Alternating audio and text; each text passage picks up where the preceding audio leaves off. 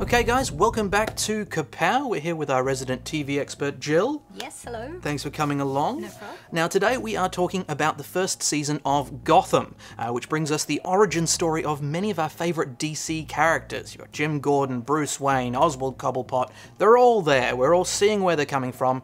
It's had mixed reviews and I've got to say, cards on the table. For myself, wasn't a big fan. I actually dropped out after 3 episodes. Fair enough. There was an episode, there was a character called Balloon Man. I don't want to get into it. But I stopped at that point. So I guess as far as that goes, that means it's a burn from me. But that's a burn based on 3 episodes. So, Yes. you've seen the whole first season. I have. Did I make the right decision? You did make the right decision. Excellent. I give it a berry. Okay.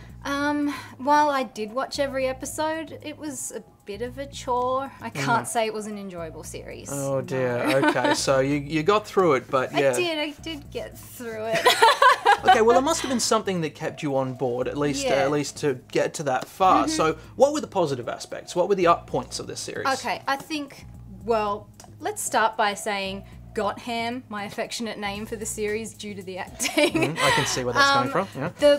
The most brilliant actor in the show is Penguin. Let's change the name from Gotham to Penguin. Yeah. Cobblepot was his origin story was really working. Yeah, I thought, at least from what I saw. Very interesting. It's his rise to infamy through the different mobsters and how he sort of gets to where we know him today. Okay, but as you say, unless it's a show that's specifically about him, you can't really hang your hat on him. Yeah. I did find I quite like the visuals of this series. Oh though. yeah, it's a beautifully shot series. The direction and the cinematography is pretty incredible to look at. Yeah, it really does look like what you imagine Gotham to be. Yeah, I mean, as far as that goes. The GCPD set, that's phenomenal. Is excellent. It's really cool. Yeah, I remember seeing that. So yeah, visually it's great. I think that even extends to the casting in a lot of cases as well. Yeah, everyone's visually at least. Yeah, pretty on point with what their characters should look like. Yeah. Yeah. But, okay, so that's the positives.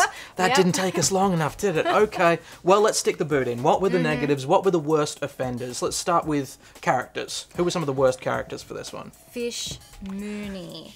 Who is this woman? Like, I'm sorry, Jada Pinkett Smith. You're an Hollywood actress, but what are you doing in this show? Yeah, just Her kind of chewing the scenery character mostly. Is Yeah. appalling. She's like, bad. she has no point. There is absolutely no plot device with her in this show at all. So Yeah, she didn't really seem like, I mean, from what I saw, she didn't seem like a fully formed character. She's just a lot of sort of tics and weird line deliveries. Exactly, yeah. I don't know what her plot point is with the other characters, and then she seemed to sort of go off on this own tangent of her own as if she's going to become someone, maybe. Yeah. But we'll see how that plays out. Okay, well, plot-wise, how does the arc go over the course of the first season? Does it bring you along? Is there a momentum to it?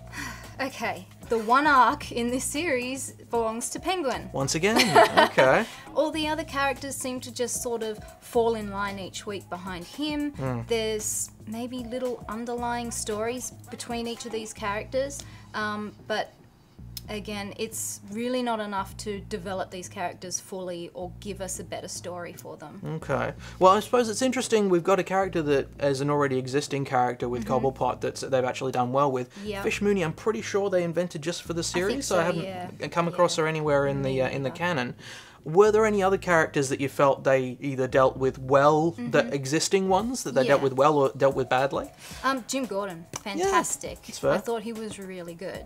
I mean, acting-wise, he's really trying his hardest amongst some of these other actors. Yeah. But his story is fantastic. Like, he is definitely like a straight out of the military cop. He's got this do-good attitude about him, and in Gotham, that's a pretty sucky place. It's hard for him, and you see throughout the course of the season that he is slightly changing everyone's perspectives. Okay. So his he's leadership making skills his are way coming up in. there. Okay. So that's something. I mean, he is one of the major linchpins of the series, so at least Definitely. he's solid. Yeah. But yeah, there were other characters I felt didn't really work. You've got Renee Montoya. From the first 3 episodes, seemed she's got a bit creepy and stalkerish. A little. Yeah, which I didn't like that at all. Yeah, they don't really give her a lot to deal with story-wise, so she's just a sort of background character, I guess. I guess for me, the big question is why did they decide to do a Batman series without Batman. That just seemed like a major, Yeah. interesting decision, to Yeah. put it mildly. I think they might have felt like if we can give people enough of Batman's nemesis or his allies, that it could be enough for people to want to watch this show. And don't get me wrong, Bruce Wayne is in the TV series, and you see, again, how his parents die.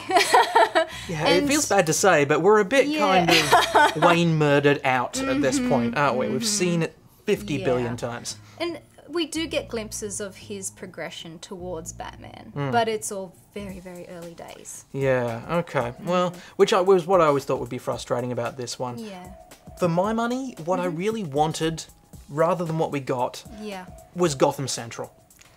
I wanted Gotham Central, the TV Yeah. show, yep. bring in Brubaker, let him be the showrunner, Uh-huh. just...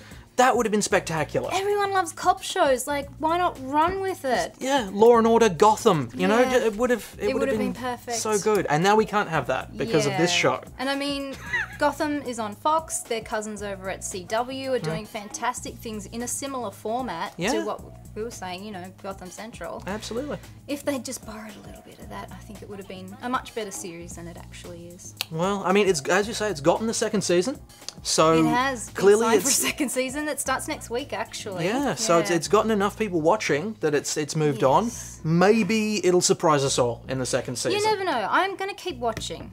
Okay. Yeah, I know. It's Glutton for brave of punishment. me. I'm going to keep going. Okay, so guys, what did you think of Gotham? That's what we thought. Which of you have persevered? Which of you have actually loved it and think we're talking out of the top of our heads? And which of you bailed on a giant balloon, much the same as I did? Let us know.